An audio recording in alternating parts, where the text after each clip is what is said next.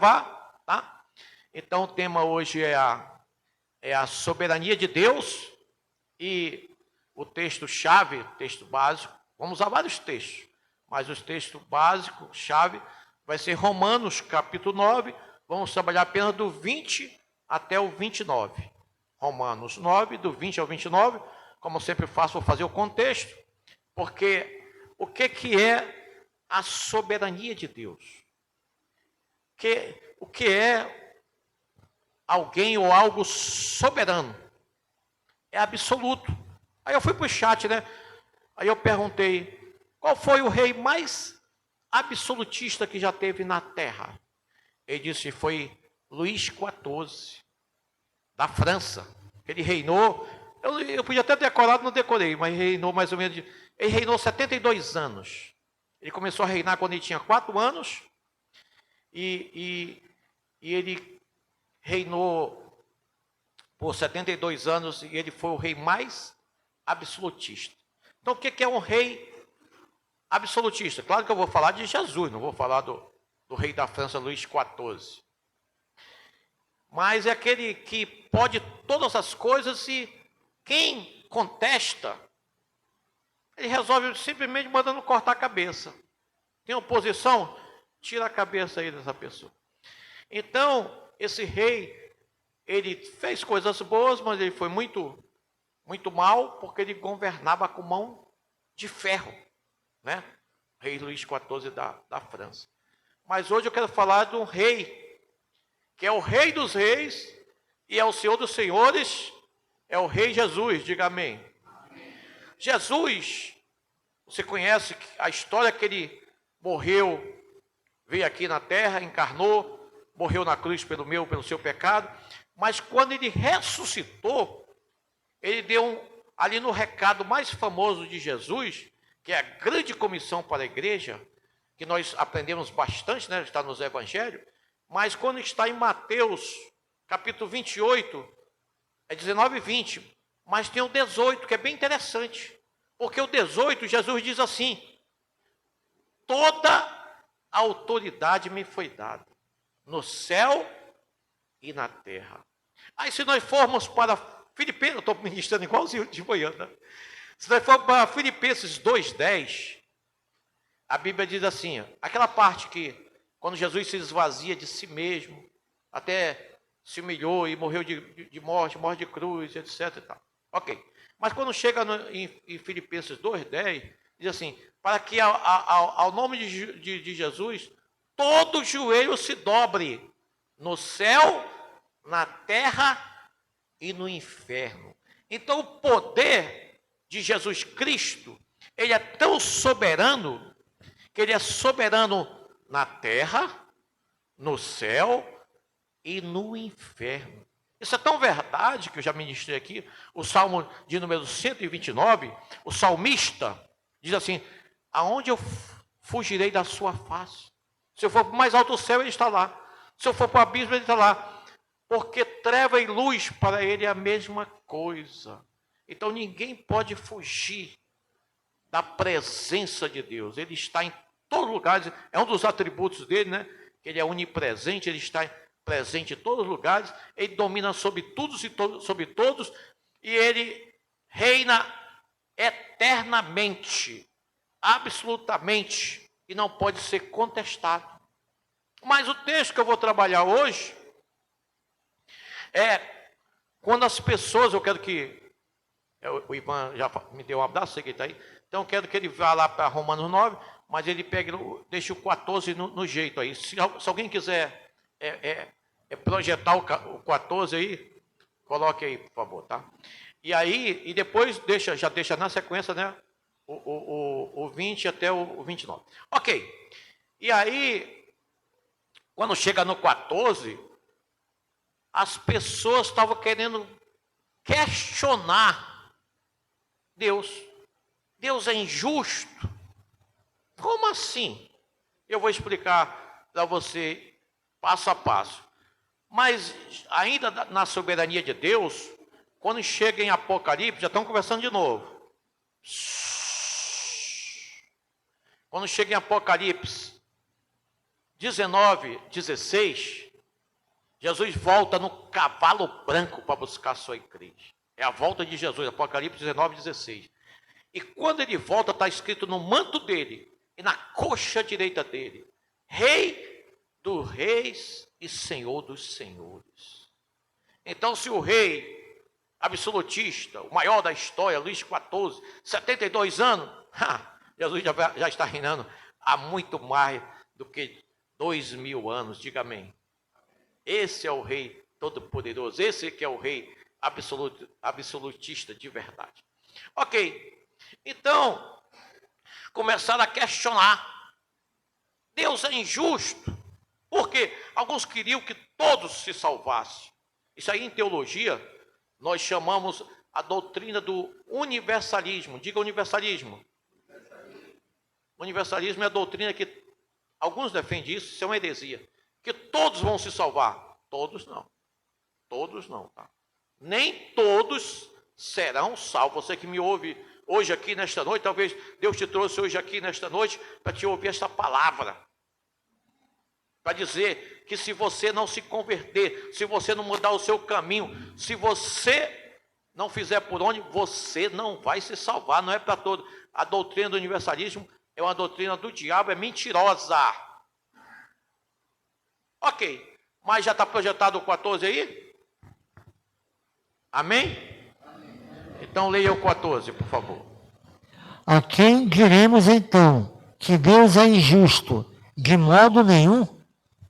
Então Paulo, você sabe que Paulo era um teólogo, sistematizou praticamente toda a Bíblia, mestre, né? Aprendeu com o próprio Jesus. Ele faz a pergunta, ele mesmo responde, mas ele responde dando uma aula. E essa aula de Paulo que a gente vai aproveitar, Paulo, a Bíblia, para dar esta aula. Deus é injusto, ele já responde de modo nenhum, mas é muito seco dizer assim, de modo nenhum. Aí ele vai explicar porque Deus não é injusto. Mas você já aprendeu que Deus não é injusto? Diga amém. Deus não é injusto. Deus é justo, correto, fiel, verdadeiro, longânimo. E tudo o de bom é Deus. Mas aí Paulo começa a responder em 3 partes.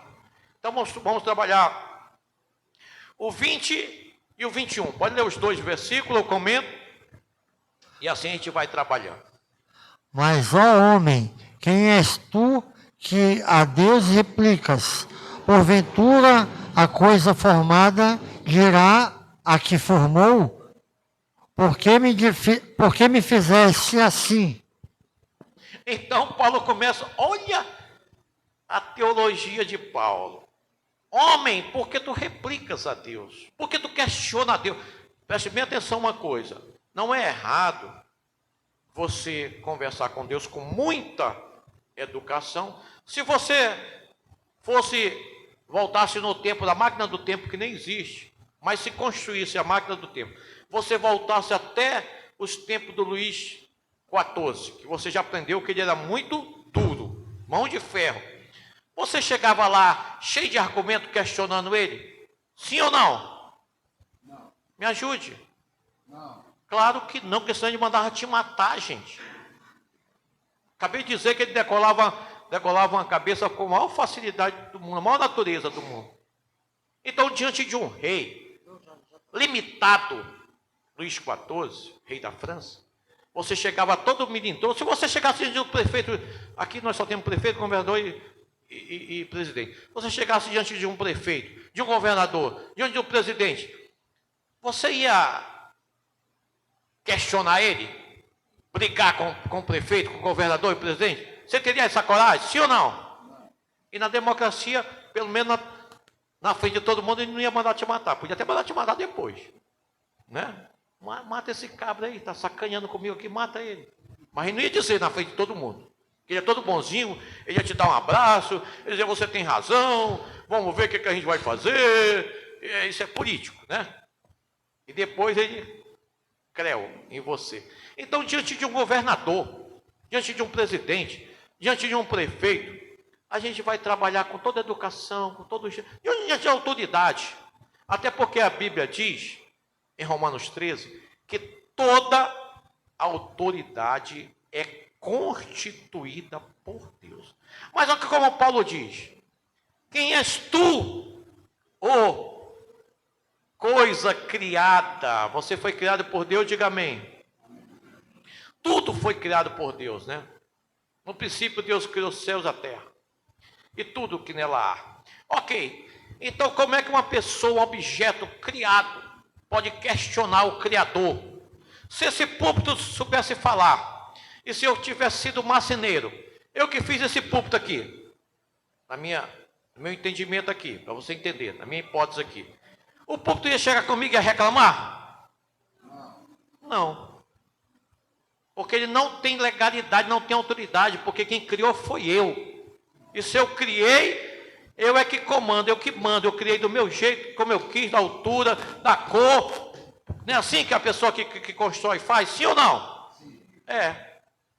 Então, quando você constrói alguma coisa, claro que hoje quase ninguém constrói, tudo você compra. Mas quando você compra, você não escolhe a cor? Sempre que possível. Escolhe a cor, o jeito, como quer, como não quer, desse jeito não, assim, assado, cozido.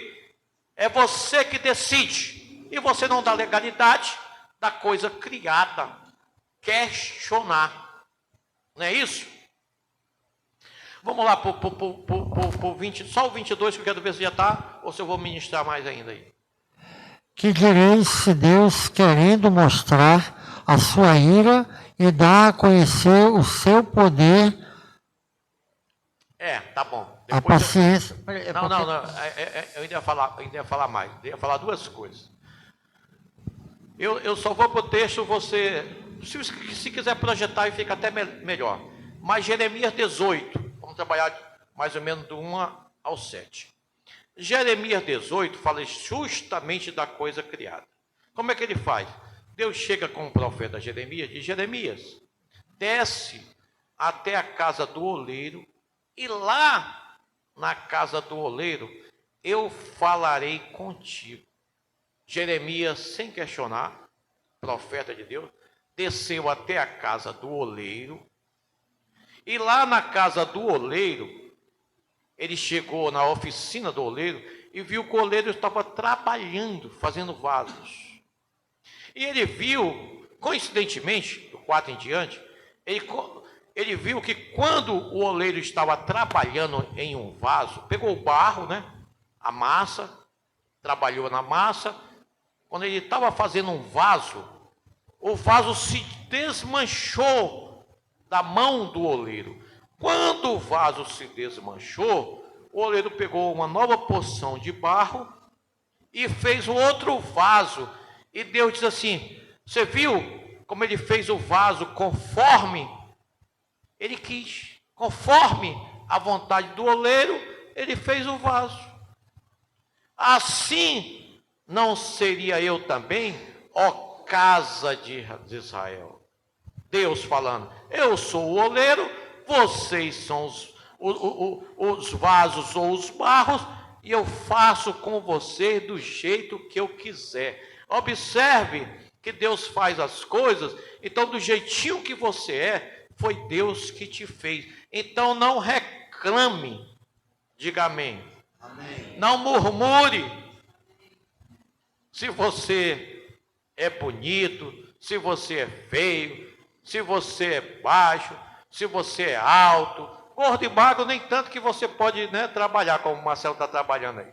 Você pode trabalhar no seu corpo questão da gordura, né? Mas a feiura, tem até uma plástica também que ajuda, mas a beleza, o tamanho, tem coisas que... Então não reclame, é desse jeito que Deus quis te fazer. Ele te colocou do jeito que tu és. E nunca questione, porque já pensou? Vou dizer só uma coisa: já pensou se o nariz que fosse para baixo, desse mesmo jeito que o nariz é, mas se ele fosse ao contrário para cima, você já imaginou numa chuva? Sim ou não? Sim. Seria complicado numa chuva? Teu narigão assim para cima e a água caindo dentro? Então não reclame, Deus te fez assim, E a Bíblia diz que ele te fez imagem e semelhança dele. Diga glória a Deus.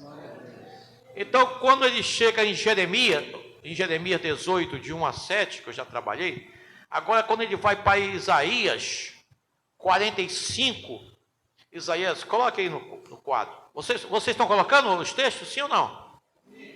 Então coloque Isaías 45, 9. Quando você chega em 45, 9, vou comentar também, do meu jeito, que eu não vou saber exatamente como é que está, mas a Bíblia diz assim: quem és tu que questiona Deus? Tu és como um caco. Ele não te chama mais nem de vaso, não te chama mais nem de barro. Ele diz que tu é um caco. Sabe o que é um caco? É quando é quebrado. Alguém na sua casa, você já quebrou um prato na sua casa? Quem já quebrou um prato? Não fica só um caco? Serve para alguma coisa um caco?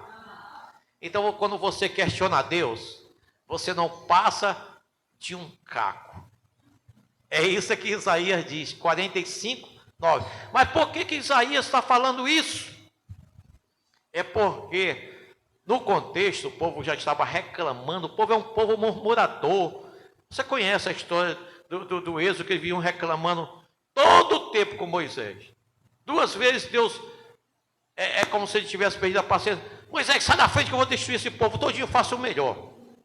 Deus podia destruir, ou destruir todo um povo e fazer o melhor? Deus pode fazer isso, sim ou não? Pode. Deus é soberano, Ele pode todas as coisas. Tá? Então, por 2 vezes, Ele falou para Moisés: sai da frente, eu vou destruir agora esse povo todinho. Vou fazer o melhor ainda. Moisés disse: não. Aí Moisés começou a argumentar com Deus: vamos dizer que tu não é Deus, que tu não é poderoso, tu tirou o povo do Egito e não foi capaz de manter, agora tu matou o povo todinho. E aí Moisés, com muito jeitinho, rogando, intercedendo, conseguiu aplacar a ira de Deus. Mas quando chega em Isaías aí, por que o povo está reclamando de uma bênção? O povo reclamava até das bênçãos. O povo estava na Babilônia, foi levado ao cativeiro por 70 anos, Deus levantou um ímpio, diga um ímpio. Levantou um ímpio por nome Ciro. E Deus chama Ciro de: Ciro é o meu pastor, Ciro é o meu ungido. Ele chama Ciro para libertar o povo da Babilônia. Ciro fez um decreto. Sabe o que o povo de Israel começou a falar? Por que tem que levantar um ímpio? Porque não pode ser um judeu, um homem santo, um homem que ora, um homem tipo Daniel. Tipo Daniel é por minha conta, não está lá não. Mas eles estavam reclamando a Isaías. Eu acho que como Deus perdeu a paciência, diz: olha, quando tu começa a questionar Deus, quando tu começa a reclamar de Deus, tu não passa de um caco. Diga misericórdia. Diga assim: eu estou entendendo. Eu nunca murmurar. Então não murmure. Está passando por luta, como o Marcelo já falou hoje aqui. Aquele texto, Marcelo, é João 16, 33. No mundo tereis aflições. Mas Jesus diz assim: mas tenha bom ânimo, porque eu venci o... Se ele venceu, você pode vencer, porque ele venceu como homem. Tá? É isso que significa. Então está passando por aflição? Tenha bom ânimo. Pare de murmurar. Cale sua boca. Feche sua boca. Por isso que Davi diz assim: Senhor, coloca anjos na minha boca. Mas vamos avançar. Agora sim. Repete aí o Isaías 45, 9. Aí daqueles que discutem... Não, isso aí eu já... É o texto de novo. Ah. É Romanos 9, é o 22, né? Nós já trabalhamos 21, 20 e 21, agora 22.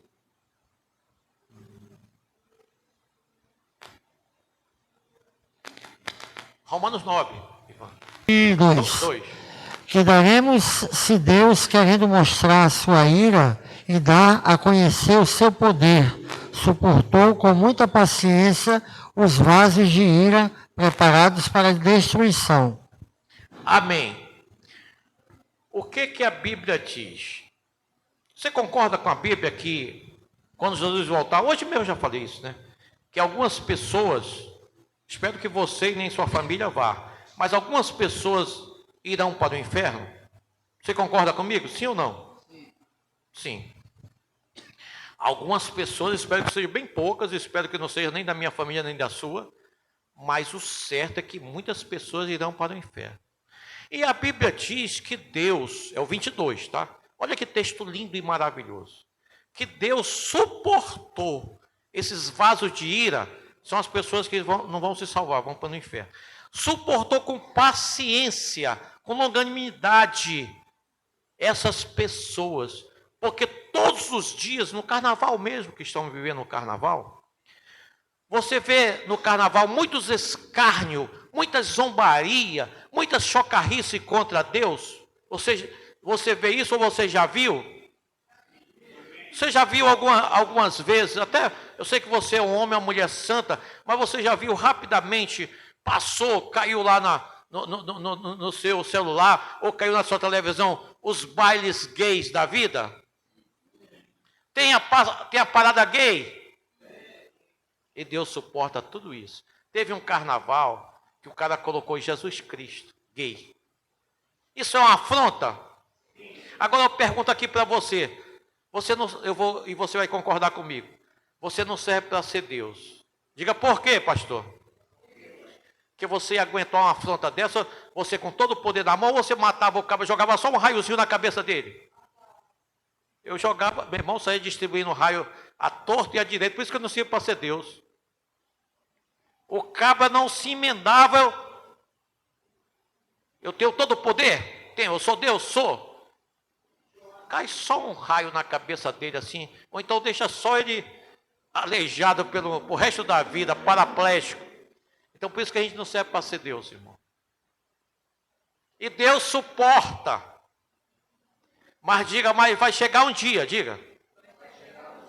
Ele suporta longanimamente, pacientemente, mas vai chegar o dia da ira, é o dia que ele vai julgar as nações, julgar todas as pessoas. Nesse dia ele vai jogar toda a ira dele sobre essas pessoas. Mas eu digo uma coisa para você, tem muita gente rica, ímpia, blasfemador, que vive melhor do que eu e do que você. Muitos ricos, ímpios, são os nossos patrões. E muitos não pegam nenhuma gripe.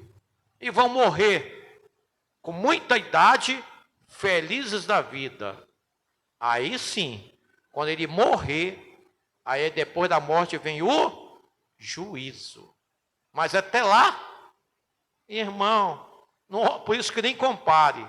Não compare, não olhe para o ímpio, não olhe para as pessoas que prosperam, não tenha inveja, não tenha ciúme, porque eles só vão ser julgados no último dia, porque Deus é longânimo, Deus é paciente, e você e eu não servimos para ser Deus. Acabamos de concordar, porque senão a gente saia matando todos, já pensou? O mundo ia ficar santo, santo, santo, que a gente ia matar os ímpios tudinho. Todo que é ímpio aprontou, mata esse cabra. Meu Deus, o cara morreu, ele estava benzinho indo para o trabalho, morreu. É assim que ia ser. Se fosse eu ou você. Então deixa Deus ser Deus. Amém? E ele é longânimo. E ele espera pacientemente para o dia que ele vai se vingar. Deus vai se vingar. Mas não é hoje, não é amanhã. Acabei de falar, o ímpio pode morrer, bem velho, rico, abençoado. E não tem uma gripe. E não fique com inveja. Porque no dia que você morrer, você vai para o céu, ele vai para o inferno. Se ele for ímpio mesmo, né? Amém. Mais um. Para que também desse a conhecer as riquezas da sua glória nos vasos de misericórdia, que para a glória já dantes preparou. Então, diga vaso da ira. Vaso da ira de Deus, é os que vão para o inferno. Cabe uma ressalva. A pessoa vai para o inferno por culpa dela. Deus não determina. Esse aqui é bonitinho, vai para o céu. Esse aqui é feinho, vou mandar para o inferno. Não. Tá? Augusto Nicodemo diz assim, já que estamos falando de soberania de Deus, a soberania de Deus não anula a responsabilidade humana. O que é isso? É de tal forma que você vai... Quem for para o céu vai dizer, Deus que me trouxe para o céu. Quem for para o inferno vai dizer assim, Deus não tem nada a ver com isso. Eu vim para o inferno porque eu procurei essas coisas. Eu fui um homem ímpio, perverso, mau, pecador. E eu mereço o inferno. Ninguém vai para o inferno se não merecer. Você está entendendo? Diga amém. Então, céu, Deus tem a ver. Inferno, Deus não tem nada a ver. Já ministrei em Romanos 1. Não vou ministrar não, que não vai ficar muito comprido. Eu ia repetir lá. Ok. Então, se Deus espera pacientemente os que vão para o inferno, mais pacientemente e mais com misericórdia ainda, os que irão para o céu. Diga, sou eu. Eu e você, nós vamos para o céu. Diga amém. Deus está esperando pacientemente. Vou lhe provar que você não serve mais uma vez para ser Deus. Já fiz a primeira. Você concordou no primeiro contexto que eu falei que você não serve para ser Deus? Você concordou? Diga amém. Vou provar de novo. Você não vive, às vezes, até orando, querendo que Jesus volte logo? Sim ou não? Sabe por que Jesus ainda não voltou? Porque ainda não completou o tempo da iniquidade dos pecadores.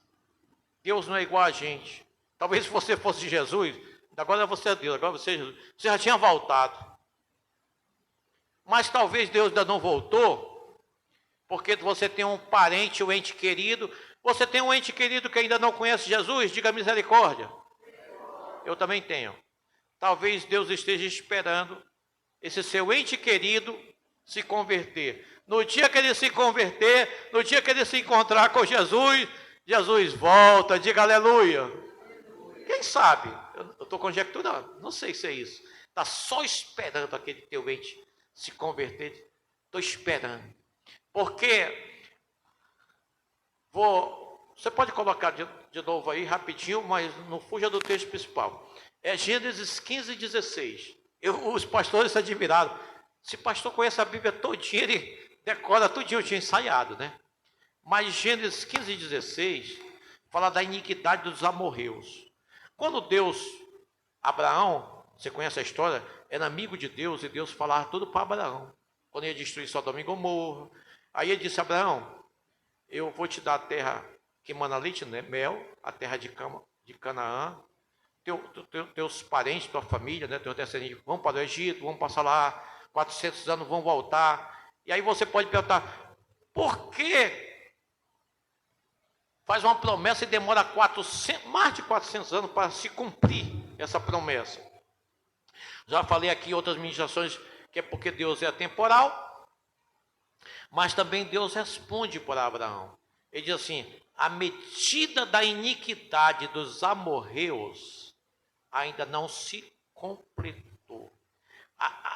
Os amorreus, se você estudar a Bíblia, os cananeus, todas aquelas gerações lá, eram pessoas péssimas, pecadores,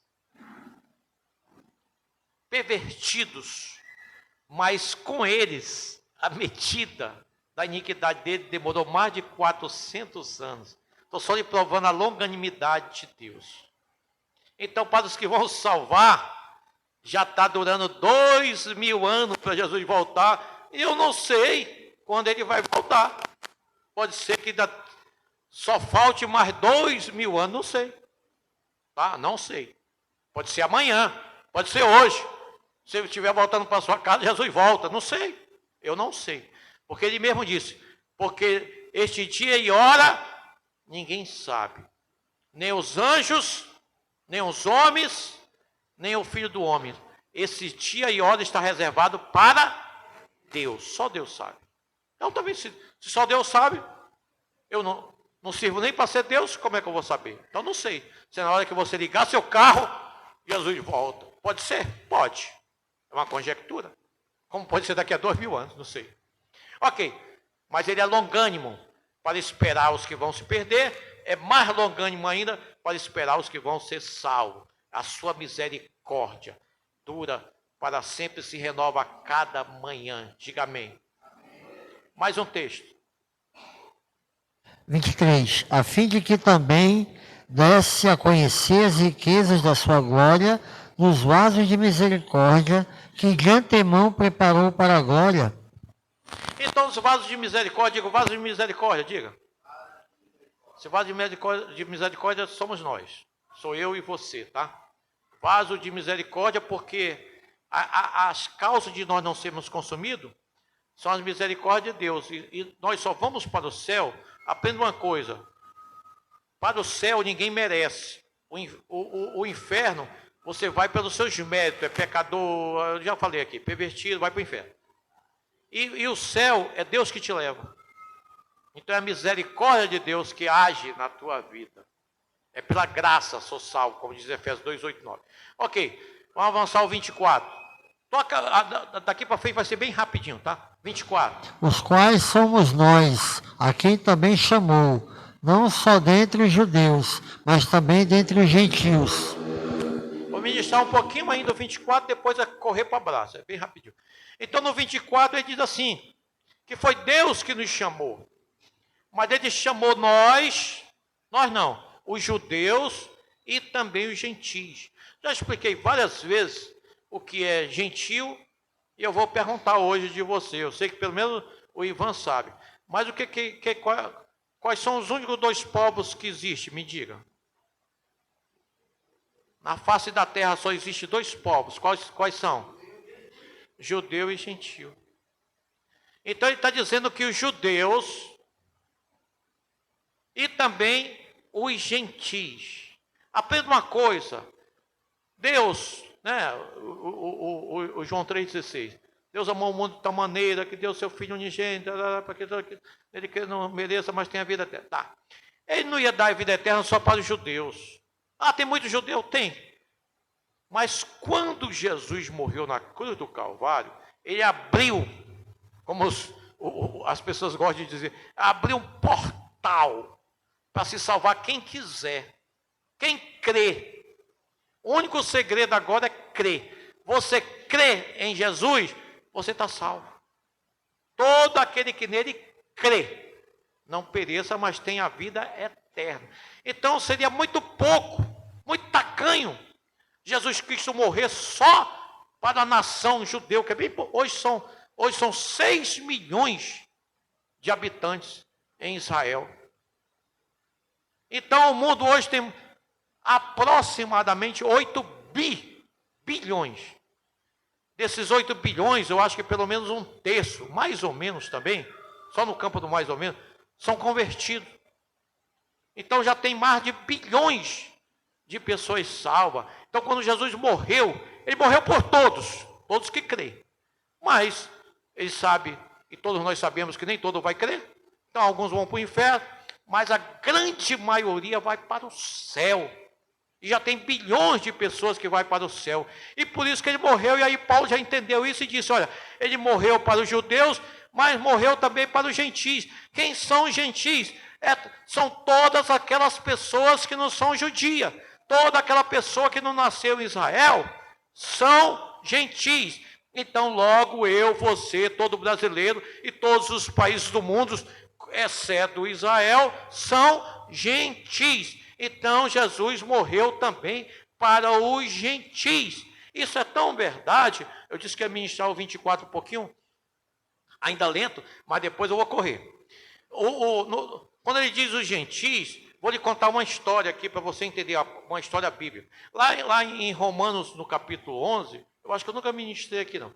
Romanos 11, do 6 em diante, diz que Deus colocou uma venda, preste bem atenção, isso é bíblico, Paulo, tá? Romanos 11, 6 em diante. Deus colocou uma venda nos judeus para que eles não compreendessem, não entendessem. A maioria, né?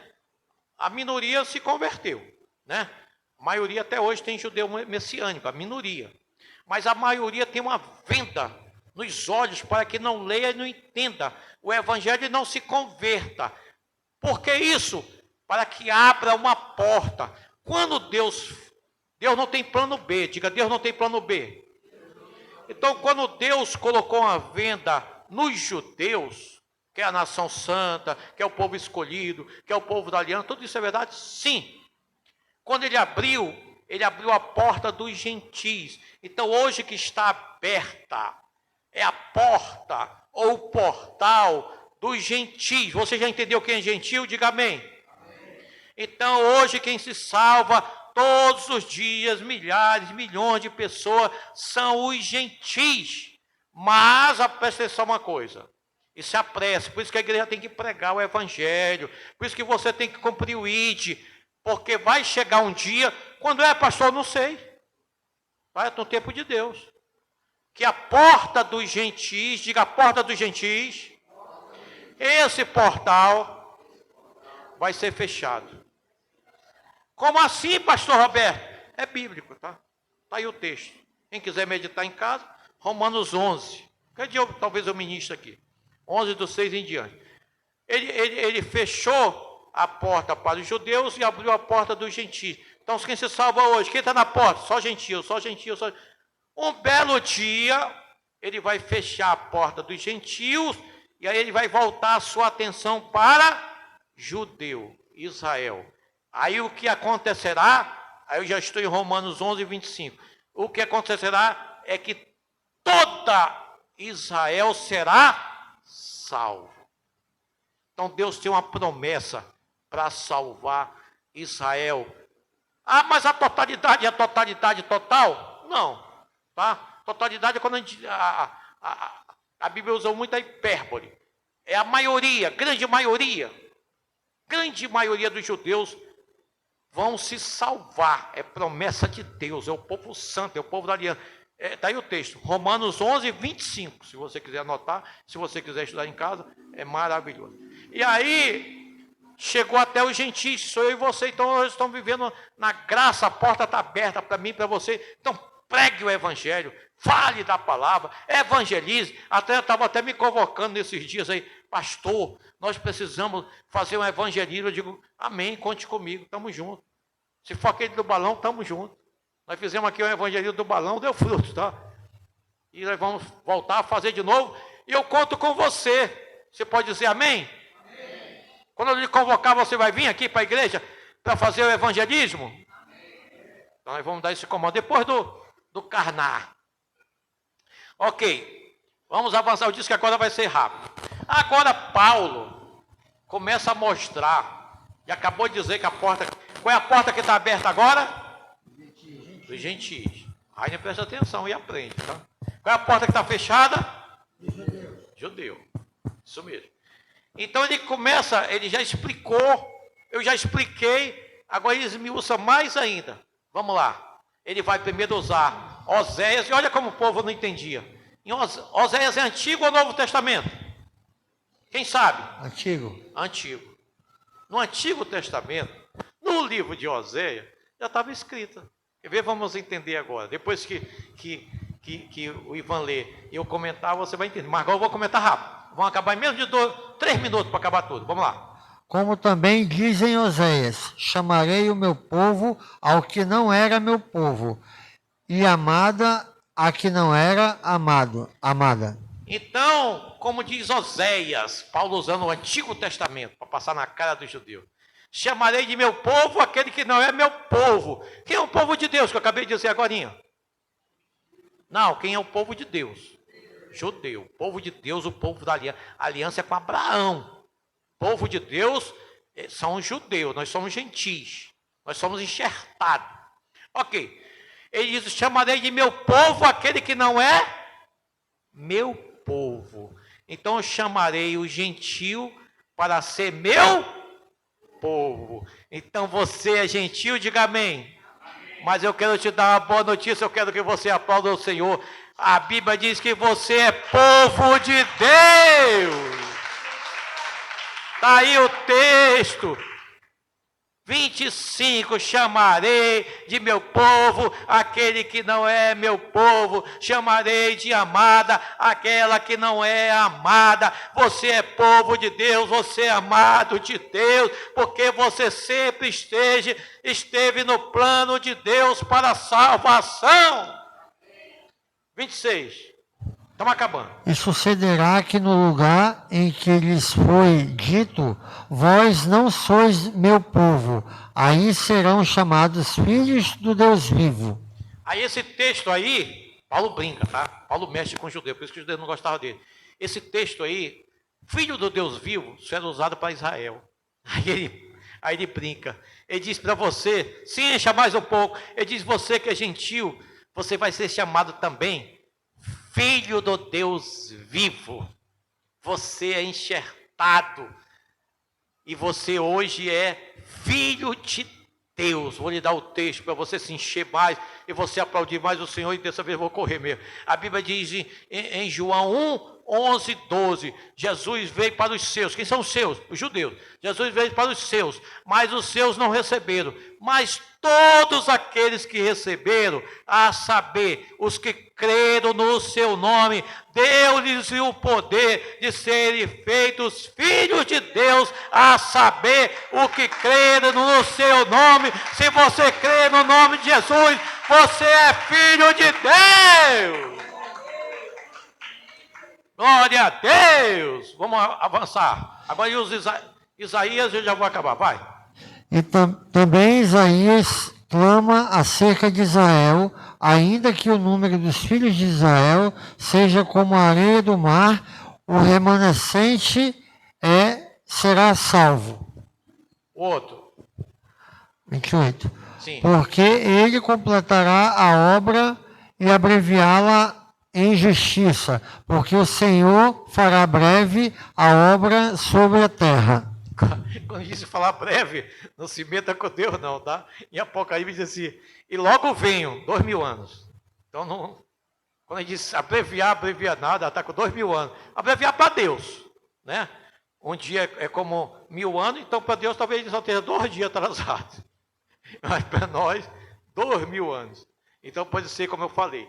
Então ele vai abreviar coisa nenhuma, abreviar para Deus, tempo de Deus. Tempo do homem, 2000 anos esse abreviamento. Abreviação, não sei se abreviamento existe. Ok, mas o que ele diz? Repete aí o 27, que eu vou comentar um pouquinho. Também Isaías clama acerca de Israel, ainda que o número dos filhos de Israel seja...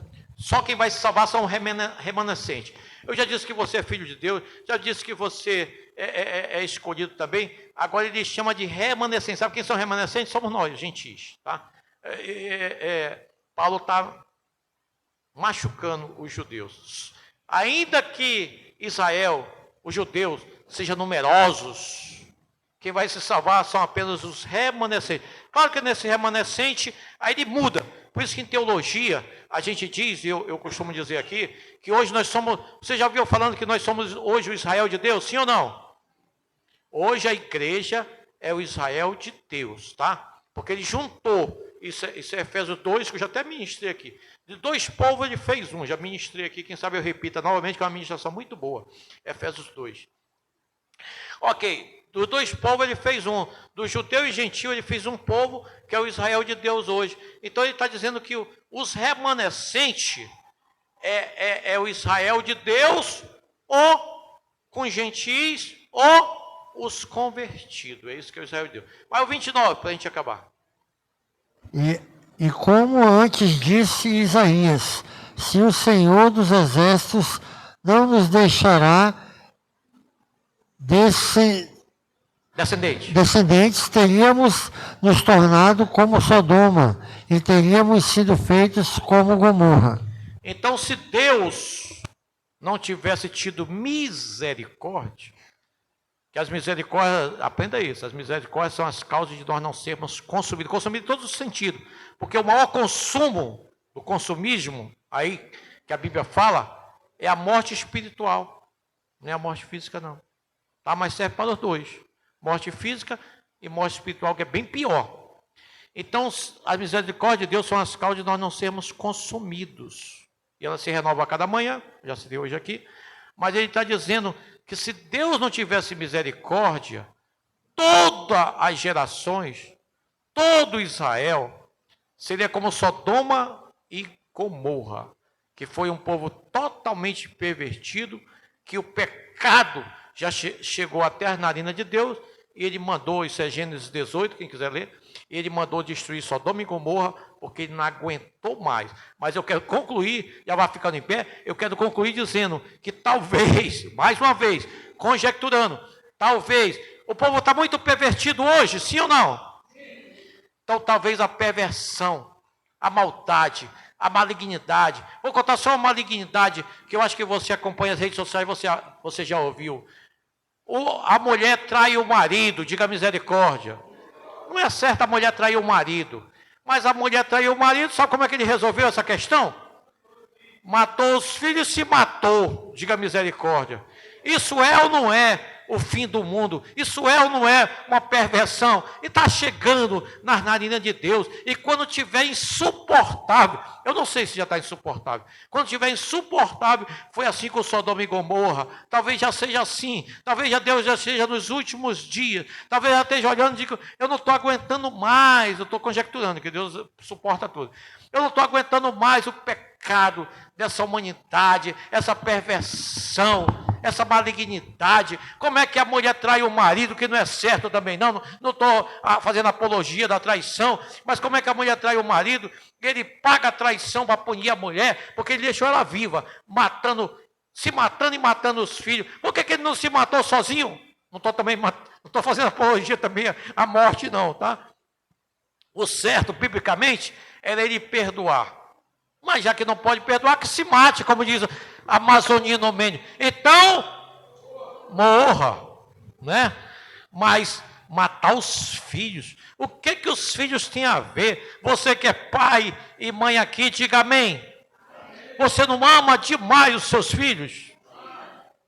Como é que você mata, ele lá, mata os filhos? Isso é muita perversidade, isso é muita ruindade, isso é muito diabo nos couros.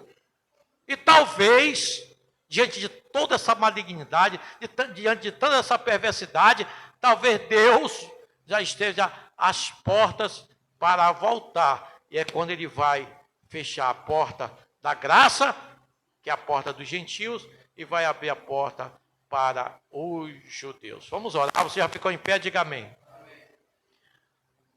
Senhor, obrigado porque esta é a tua palavra. Obrigado porque tu és Deus soberano. Obrigado porque tu estás no perfeito controle de todas as coisas. E todas as coisas estão na minha vida e estão na vida dos meus discípulos, meu Deus. Obrigado, meu Deus, porque tu contempla a todos e a tudo. E ao teu tempo todas as coisas são formosas. E a tua vontade ela é boa, perfeita e agradável. Meu Deus, tem misericórdia. Eu oro pedindo perdão pela nação brasileira, pelas nações do mundo. Eu oro, meu Deus, pelo Amazonas, por Manaus. Tem misericórdia, principalmente dos jovens que estão hoje, esses dias, no carnaval, que é a festa da carne. Muitos estão se prostituindo, muitos talvez terão a vida ceifadas. Muitas mulheres serão engravidadas, muitas vezes que não sabem nem quem são os pais. Por isso, olha com os teus olhos de misericórdia para a nação brasileira. E, meu Deus, e que se cumpra a tua palavra quando diz: feliz é a nação cujo Deus é o Senhor.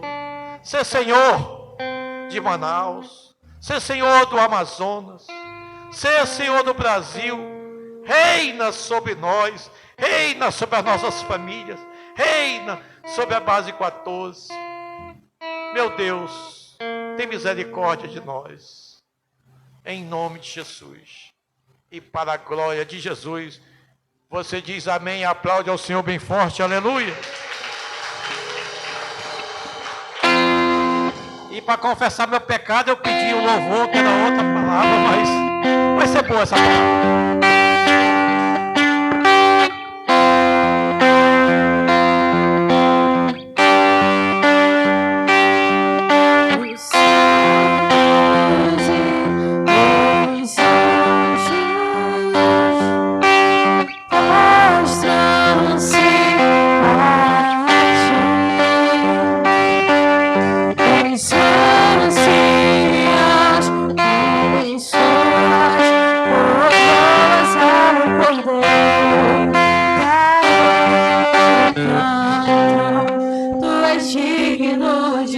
Aleluia.